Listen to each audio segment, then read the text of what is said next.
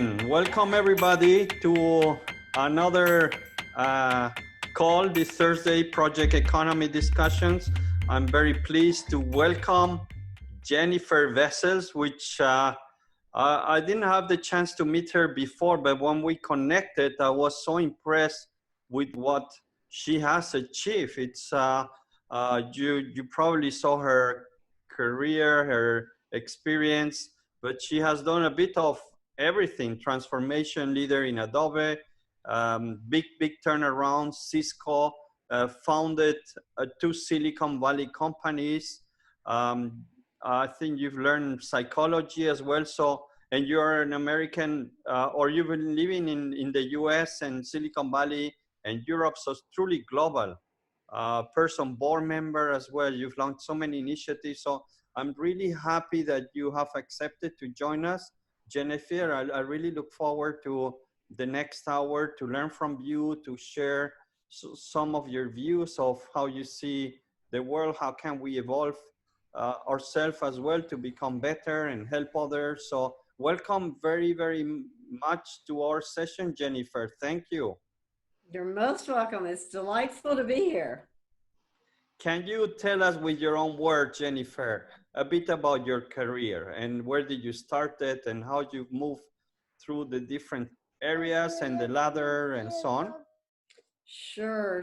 So my career, like a lot of things in my life, including my kind of global nomad existence, has been a combination of having a vision and recognizing what I was trying to achieve in the world, but also taking a lot of chance and thanks to serendipity, opportunities that have come forward. So, I mean, in short, my background from college was in business and management. My first real job was selling life insurance during college. And people say that if you can sell life insurance, which is something nobody wants to even think about, let alone buy, you can do practically anything. And so as I graduated college, I actually had a job lined up to be a manager internally in corporate for Burger King, the restaurant chain. That seemed like a safe, stable way to use a business degree. But a couple of days before I was due to start, I had a phone call from this company in Silicon Valley that had computer systems selling to retail and Main Street, company called Triad Systems. And they were looking for a energetic person with sales experience, business experience to sell computers. So needless to say, I took that chance, and my career has grown significantly as a result of that decision and opportunity, from selling systems and computers to training people in sales and sales processes, to building channels in the software business, and then being in the networking world back in the 90s when networking was really just growing. And had an opportunity where the company I was working in early to mid 90s, called Ungerman Bass, had grown significantly. A lot of change happening in the company. New management team came in. I was running sales operations at the time with a global footprint. So had a great option to come from Silicon Valley to Europe and restructure the go-to-market, the channels, the distribution for Ungerman Bass as we changed strategy, changed company name to UB Networks. So I came over to Europe, was in Belgium for about a year, the UK for about a year, rebuilding the go-to-market for that company. At the end of that assignment, I wasn't ready to go back to Silicon Valley, and one of our partners was actually a company called Tandberg, which was based in Oslo, Norway, and one of the first companies to really take a leadership role in video collaboration. I remember back, and needless to say, I joined that company. I joined Tandberg, came to Oslo, and built the international business for Tandberg in the late 90s to early 2000s. And reflecting back to 20 years ago, we were saying, one day video will be so prevalent and the network will be so strong that people won't have to commute to offices. They won't have to fly to meetings. You'll just open your device and be productive. And I guess one could say it took a pandemic 20 years later to actually get the adoption to what we saw back in the early 2000s. But it was a great journey to be part of that progression of this industry that's really making a difference today. So I built the international business for Tandberg, including launching Tandberg US. That's when I came back to the US, ultimately back to Silicon Valley, had a lot of experience, knew a lot of what did work in growing and building companies from a commercial partner leadership perspective. Also knew a lot of what didn't work through my own experience and what we'd seen in these companies. And so had the vision to found Next Step, which is a global consultancy company that helps organizations go to the next step. Our vision is to package the best practices, the processes, the resources needed to most effectively achieve a company's goals and potential in the market. And we work with companies ranging from mid-sized companies that need to scale. So think of 100 million in revenue that needs to get to $1 billion in revenue. We also work with companies that have already gotten to that billion mark and need to adapt and change. Because ultimately, building a successful company that's sustainable through these periods of rapid change requires looking at your go-to-market, looking at your leadership, looking at your basic infrastructure and processes regularly and adapting. So that's really what we do within Next Step. And that's what has allowed me in the second half of my career really to have a true bird's eye view and a front row seat and actually part of the action in seeing a lot of companies ranging from Google to Cisco to Palo Alto to Adobe not only grow but transform and change. So it's been a wonderful journey, and I believe I've had some impact along the way, which has certainly been my purpose and goal to really help people get to their potential. Very, very, very impressive career, Jennifer. All these names, which are in the press and role models and role model companies. What are the 2 or 3 things that you would like to highlight about these companies you've worked with that are doing so great through these times? Yeah, good question. Every company, of course, is different, has its own culture, its own way of doing things, and its own challenges. But I do find that there's so many similarities because a company is made up of people. And as people, we have our challenges and we have our fallibilities, if you will. So there's a lot of similarities between. The one I look at is probably one of the best companies that has made a huge change, not only for themselves, but also for their customers, for their partners in the market over the last 10 to 12 years, is Adobe. And we were actually at Next Step, we were in the perfect position with Adobe and working with them around scalability, growing into new markets, new ways of going to market in 2007, 2008. And they recognized very early, just before the great downturn of 2008, 2009, Adobe began to recognize that the traditional perpetual software market was probably not sustainable. Customers needed new features much more quickly than an 18-month release cycle. People needed to access creative solutions where they were, when they needed it, what they needed at that moment in time, different devices. And so Adobe had actually started in 2007 looking at how can we provide as a service what somebody needs, where they need it, when they need it, as opposed to selling software to sit on a machine in order to give access. So in 2009, as a lot of things changed in the market, including the recession, including the launch of the iPad, a number of dynamics, they were really already positioned to begin that transition from traditional software to being a services company.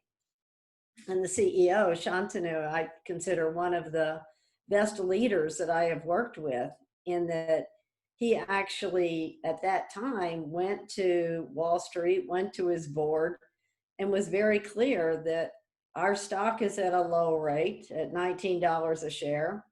The market is changing rapidly. In order for us to get back to where we need to be, we need to make a radical shift. We need to go from being a software company to being a services company. And we will do this in 5 years. So he had the perspective, he had the vision. In 5 years, we will be a services company. And wow, a lot of learning in how Adobe got to that level. But you fast forward to 2014, Adobe was a services company. Creative Suites was only available through cloud. Customers loved it. There was adoption, there was consumption. The partners were loving the new model.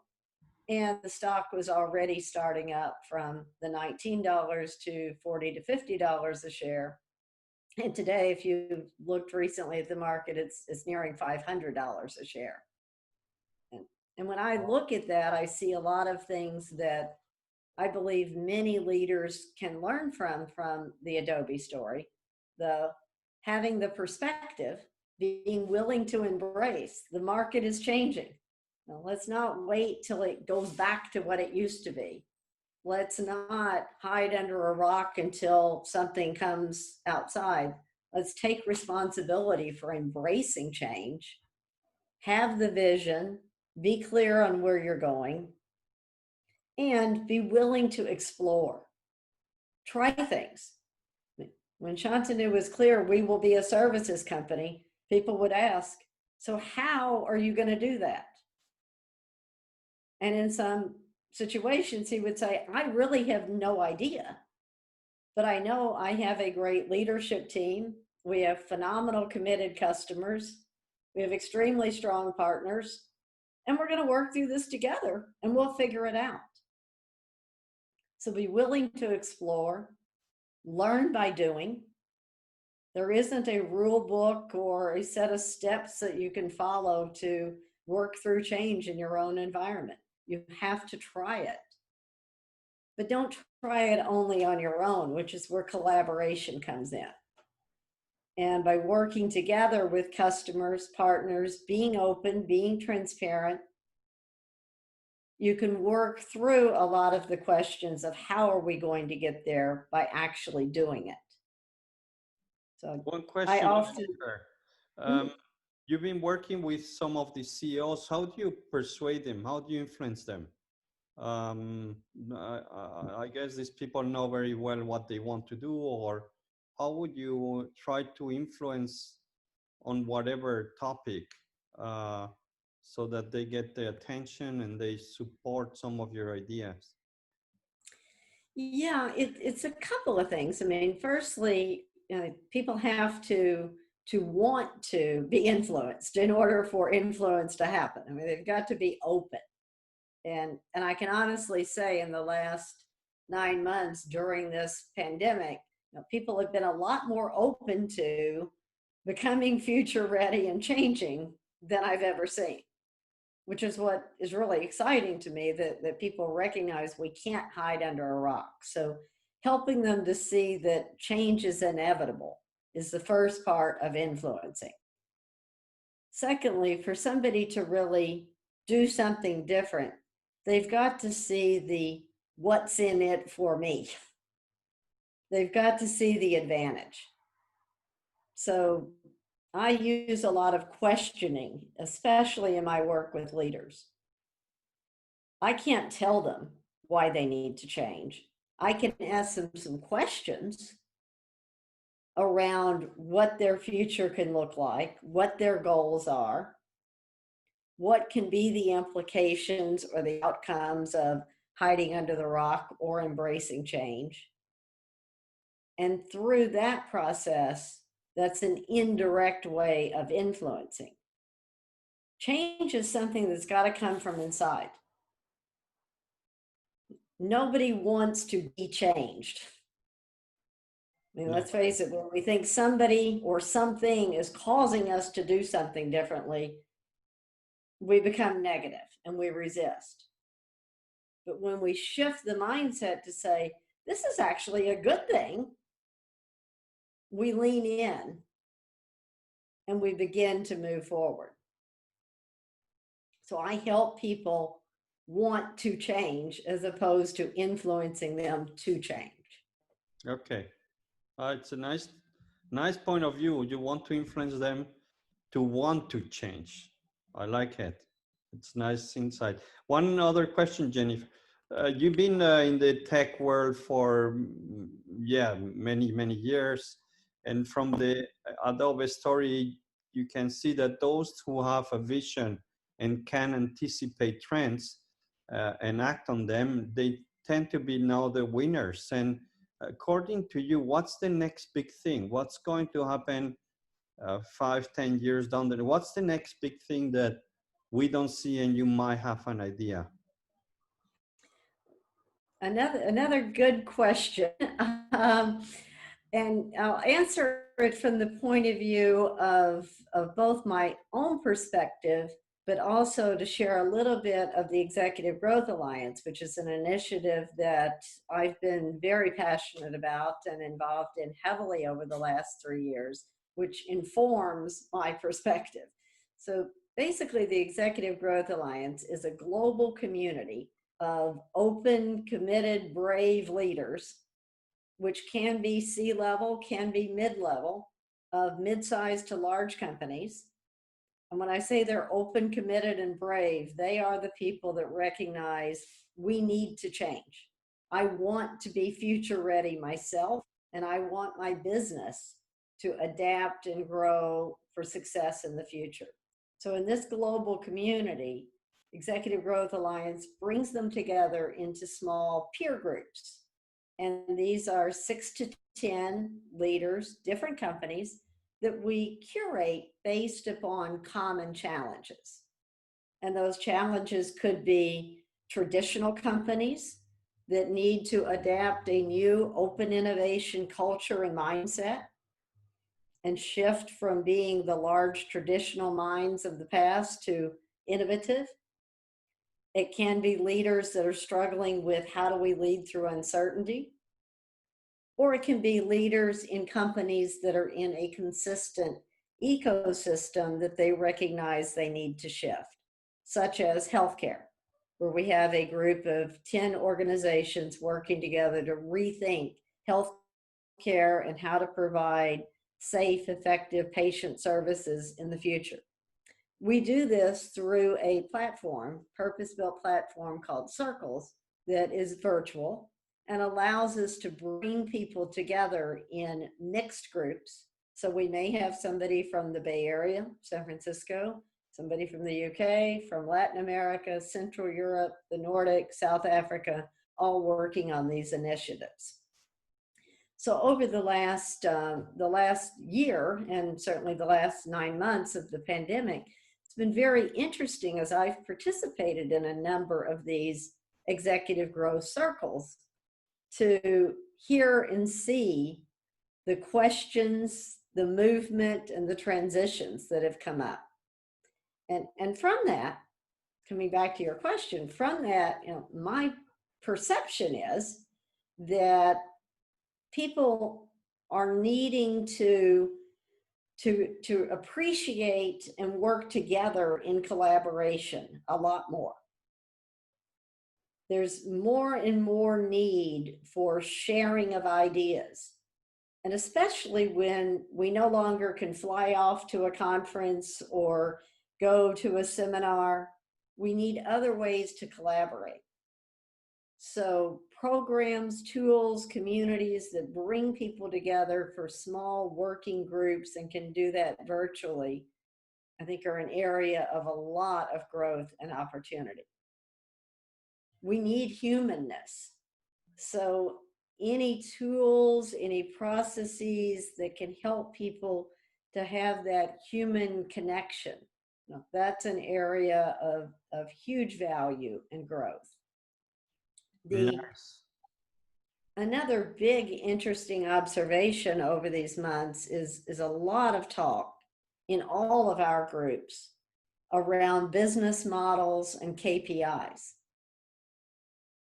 If you look at some of where we as a society have come over the last 20 years, however you stand on the political front, the rich have gotten richer, the poor have gotten poorer. In some cases, it's all about how big can we get and how can we dominate and how can we show a good quarter to Wall Street. Over this last year, we're starting to see more companies say, is that really what's important? Maybe we should be measuring a bit more our impact on sustainability and the environment. Maybe we somehow figure out some KPIs in those areas. Maybe there's a way of shifting part of our business model to what we give back. Going more towards the old style of the barter system. I provide this to you, you provide this to me, and we have a greater good. So if you take that desire to collaborate, the need to look at new business models, new services to serve customers in different ways, I think there's a huge opportunity for leaders that are willing to take a risk, have that vision of wanting to have a better role in society, not just make more money, in order to really grow sustainably and stand out as an organization. That's wonderful to hear, Jennifer. And most of us come from the project world and talk about the project economy, and we see like the future of work is project-based, is much more human-centric. It's about breaking barriers, working globally. And I like that touch on going beyond the profit and looking at sustainability. So I think this is, if you say the opportunities are there, I'm just getting very excited about that coming from you who have access on top leaders in companies around the world. So I think for me, that's already a big learning from your talk so far. Let me pass on to a couple of questions, Jennifer. There's, the team is always challenging everybody. Didier, you have a question, then Mike as well. Hi, Jennifer. This is Didier from Italy. Just a quick question is, you mentioned that leaders are far more open today due to the pandemic. Do you agree that one of their main drivers is just fear that induce them to take more risk and try to survive in this environment, which is getting so difficult? Or do you have different views about that? Yeah, there's always people that act out of fear as opposed to acting out of desire. I mean, and I think fear sometimes does create a more immediate reaction, the need to change as opposed to the desire to change. So I think there is some of that. We're all different as people. The ones that I see moving forward and bringing their organizations forward the more quickly are the ones that recognize there's actually an opportunity here. What we had may not be the best thing in the big scheme. Maybe we need to rethink it and do things differently. Yeah, thank you. I agree with you.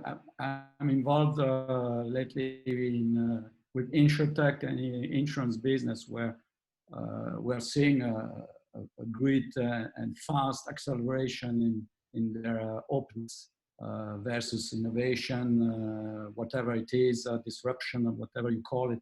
But finally, something is moving, and unfortunately, Fortunately, we are based in Europe and Italy in particular, where it's not the more innovative industry. Thank you for your answer. Sometimes necessity is the best way to spark innovation. We've said that in Silicon Valley for many years. The best inventions come from a problem that is really causing issue. Yeah. Thank you, Didier. Mike, Thank you. can you come up? Sure, Jennifer, thanks for some really exciting things that you were talking about there. That sounds like they're creating some really good traction and opportunities. I just wondered, what holds you back? What's the challenge for you doing better things for more people?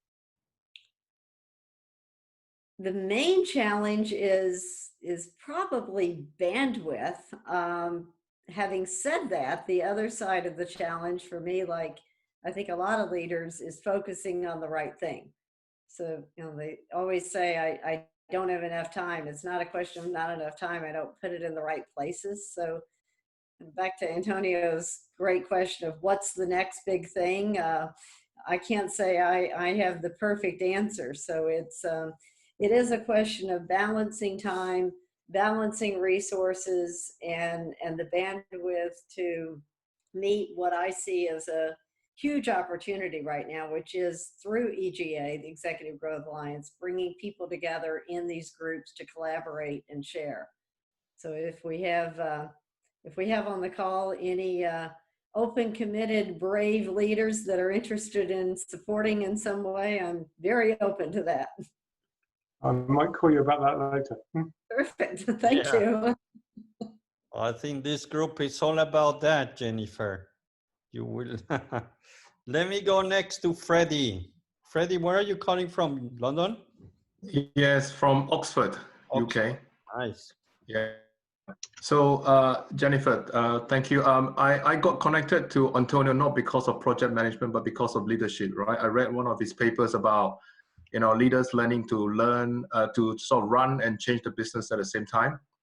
And what is interesting is that this is now a piece of research that I'm doing in my spare time, and I've been speaking to a lot of leaders. And what is beginning to dawn on me, right? And because I'm new to the game, is that it's not for every leader.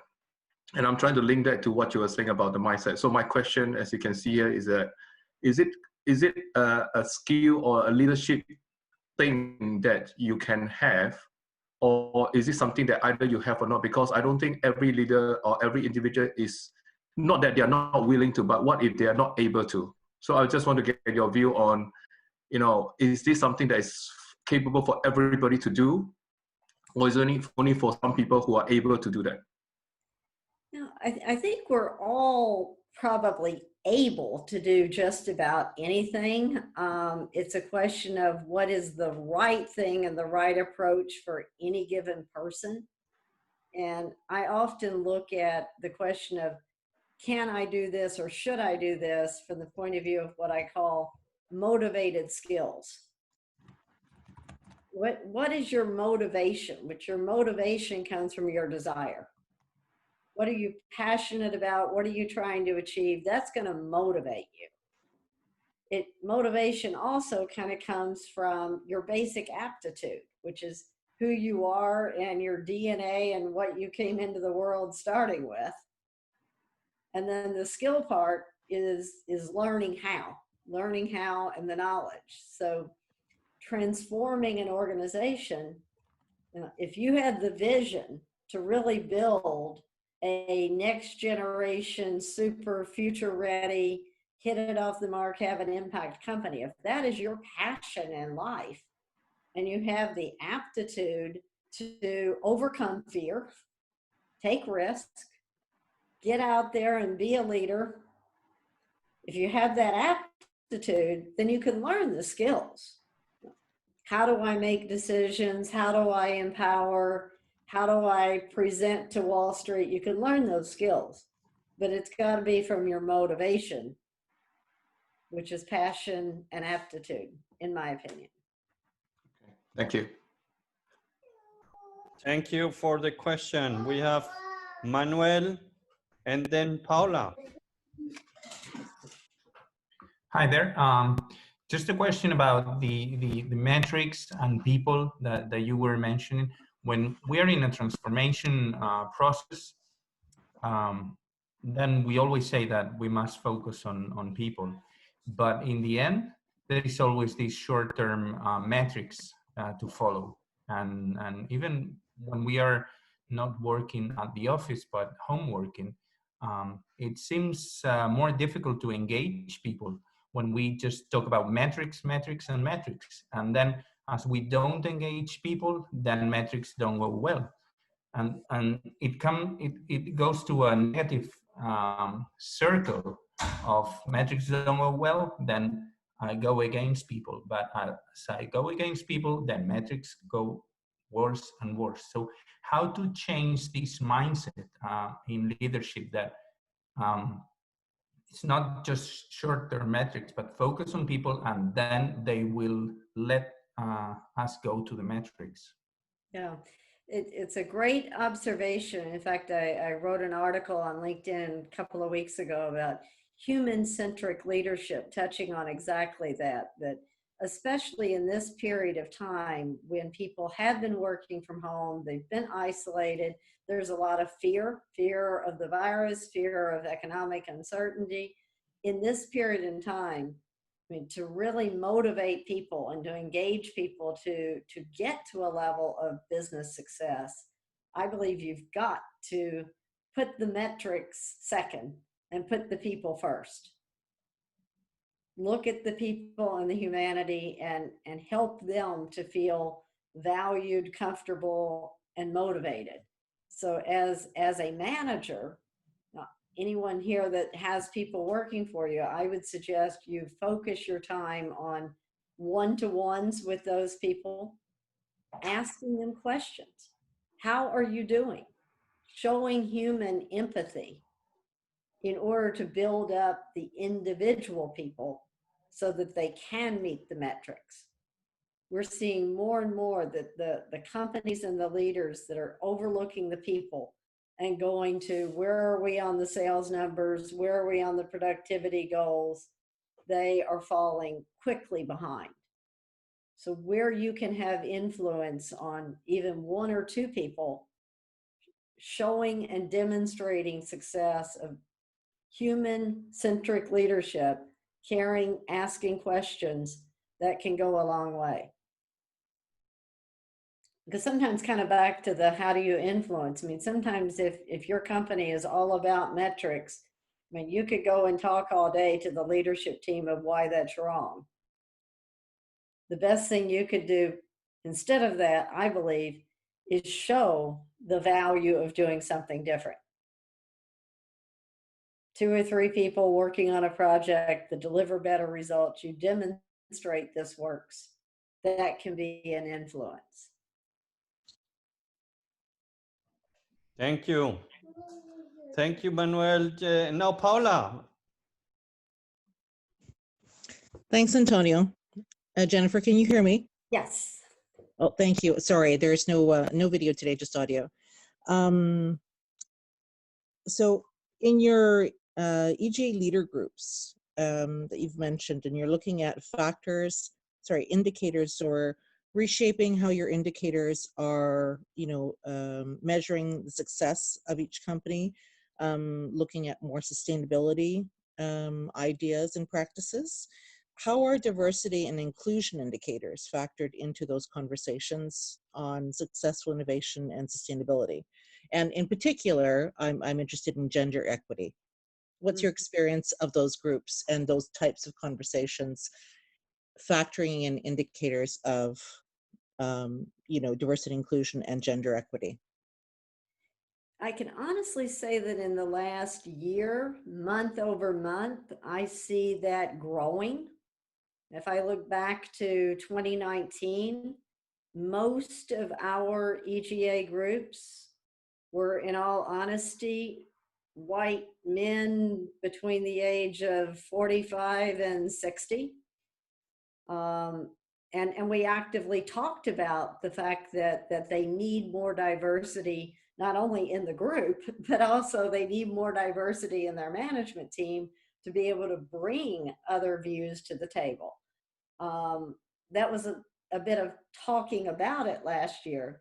This year, through some of the diversity initiatives and what's happened with the Black Lives Matter, et cetera, I think it's brought the whole aspect of diversity to a new level of awareness.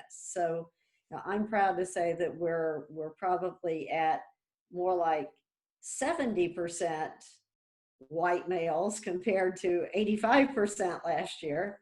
We're bringing in more and more women. We have a couple of groups that are about half and half, women and men.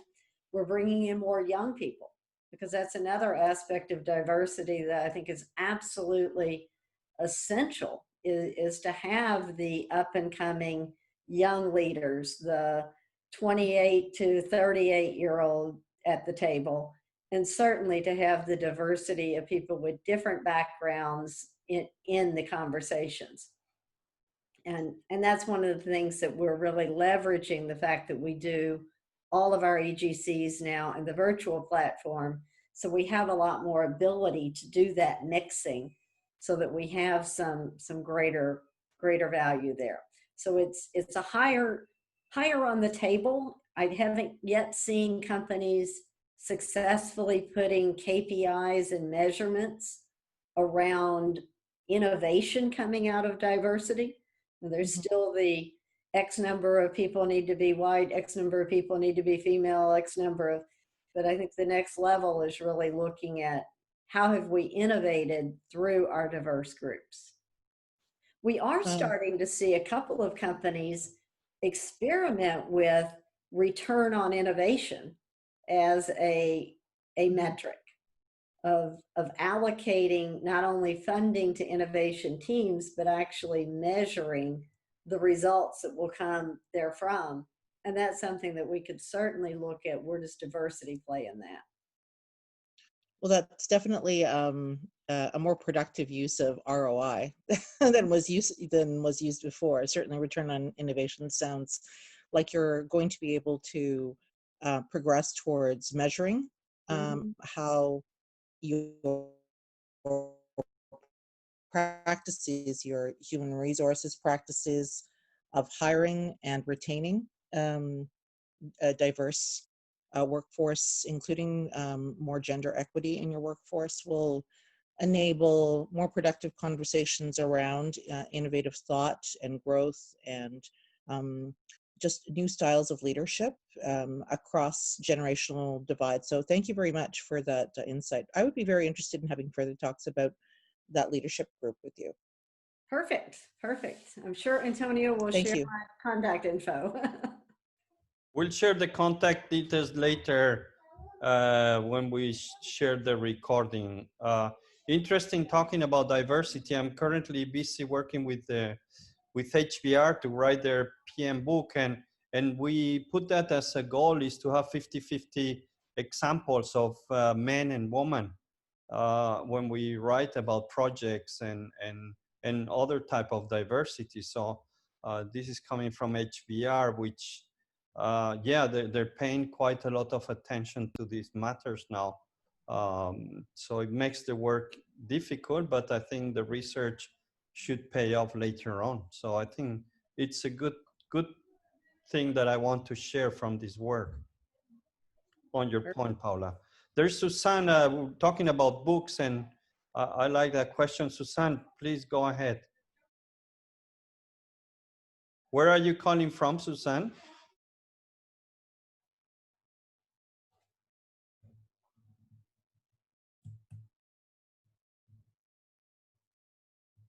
I'm unmuting you. You're still mute. Can you hear me? Yes. Okay, great. Thanks, Jennifer. That was a wonderful presentation, and I particularly love your thoughts on getting back to the benefits of humanity. I'm just curious about whether you see leaders being changed by the books that are coming out over the last 5 to 10 years that focus on subjects like strategy and vision, purpose, leadership, team building, etc. Are the leaders actually reading these books and being changed by them, or is that just a lot of marketing fluff? Another great question and point, and I think it's the answer really is yes. They're very much reading the books, and it varies, of course, by location. I mean, I'm currently based in Norway at the moment, and you know, just as a point of reference, in the Nordic, people do Rever, academia, and books, and so if I look back over the last 5 years, I think the average leader has probably consumed at least 20 to 30 of those types of books over the last, you know, per year over the last 5 years. What I've seen change in this 2020 period is it's gone from I read the book and I know how to do it to I read the book, now I need to figure out how to implement what's in the book. And I personally believe, as an avid reader, I believe there's a lot you gain from books and a lot you gain from hearing about and digesting others' experiences. The only way for me, the only way I really feel confident and successful is actually doing it. I agree. And that's where I think this idea of collaborating, trying things, exploring is so critical right now. Yep, sure is. And at least so far, I haven't seen a book yet on how to succeed after a pandemic in 2020. Well, Yeah. I'll reach out to you and see if you'd like to read mine. Give me your thoughts. I would love to. Great. Nice. There's 2 more questions, Jennifer. It's okay? Yeah, carry on.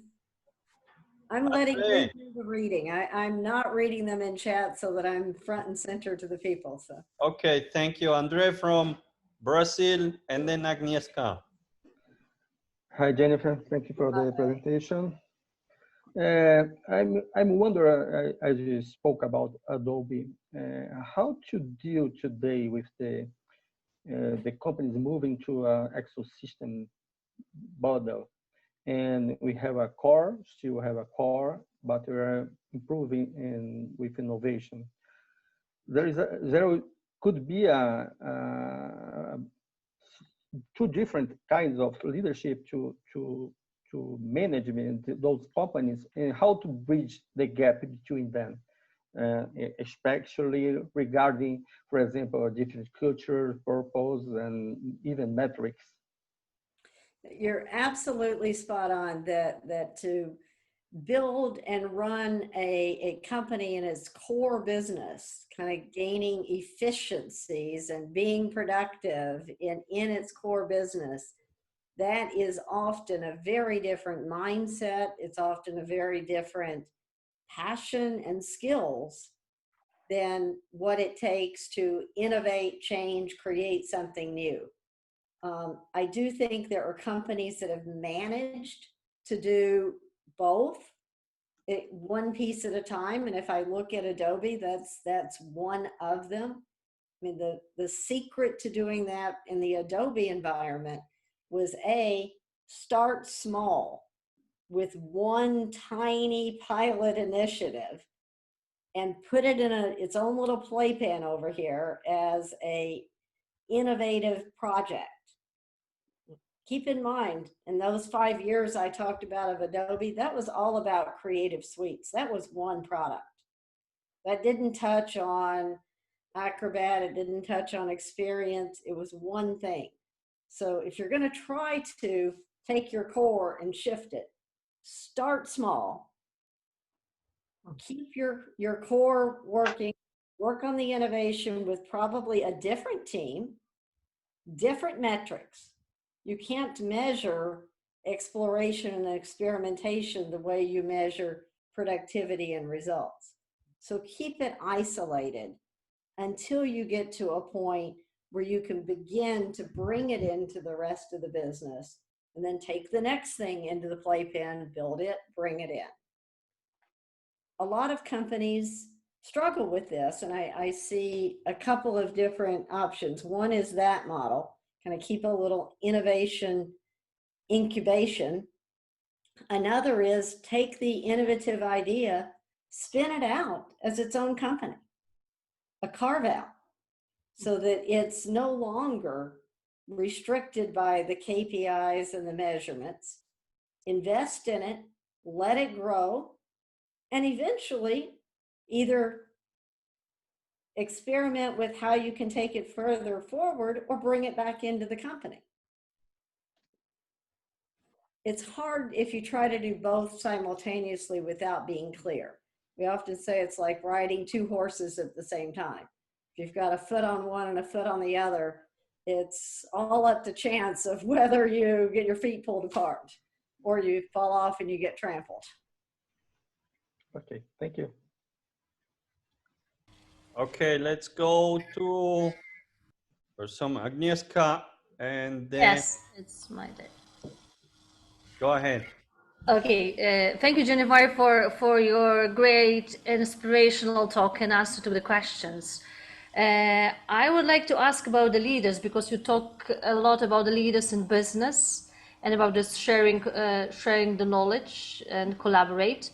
Do you have any best leaders in the world you admire? I would say some names, especially do you have some women you admire as leaders we can follow? Yeah, I think at a lot of different levels. I mean, there's leaders that I have worked with that I look up to. Some of the women within Adobe, for example, Cheryl Turia, Lisa Graham, great leaders on the ground, if you will. There's Kimberly Lee Mathiasen in Microsoft has done an amazing job in leading some of the growth there in Norway. There's also leaders at other different levels, you know, such as political leaders. Nelson Mandela, I consider a great role model for many of us in a lot of different ways. I do look up to Richard Branson as a good example of a leader that is willing to take risks, be human, and drive change in his own way. I look at also Michelle Obama as being a leader of bringing humanity into a very difficult position. So it all depends on what angle you're looking at the question of leadership and role models. Thank you. Thank you. Let me just last question for Thomas Valenta, which I'm sure is going to be about gender diversity. Hello, Jennifer. This is Thomas from Germany. So it's about gender diversity in one aspect, because you commented on that you are recently focusing on that, bringing more women into your group and more female thoughts, which I think is a good thing, a tremendous good thing. We have had a lot of white elder males as exemplary leaders, which I don't think is really true, shouldn't be the case. So my question is on a wider perspective of diversity, you know, geographic diversity, looking at Africa, Asia, Europe, you know, not only in a US focused thinking about leaders. And even, you know, if you look at the elder guys who I am a member of, but now PMI has introduced some 50 young leaders, you know, looking at the younger people. Do we have young leaders? So, do you intend in your group, in your perspectives, to extend your view on how the leader should behave in these different areas? And do we have some, let's say, global common ground on it? Absolutely, and that's very much my passion and my vision for EGA is being able to gain that kind of diversity and sharing of perspectives. I mean, when these people come together in an executive growth circle, one of them has worked with the Catalyst in advance to bring a SOC, which is a case, a real world problem, to the table. I mean, that person, let's say, is a leader in Silicon Valley that brings their problem. They gain real time in that executive circle. They gain the perspective and the experience of how somebody may have already solved that problem very differently in Africa or in the UK or in Singapore or in Brazil. And so by intentionally looking for areas where we can invite people to be part of the community that come from different geographic locations, but different age groups, genders, cultural backgrounds, as well as gender, we get this multifaceted set of views applied to one problem. And what we've seen so far is there's a lot of power in doing that. Just, I never thought about it that way. And B, there's also a lot of similarities of struggling with how do we motivate employees today in a pandemic when we have KPIs and people breathing down our neck. We hear that problem, the same from all geographies. But that gives an opportunity to share perspectives and share ideas. And some really creative work is coming out of that, of how we can work together to come up with answers.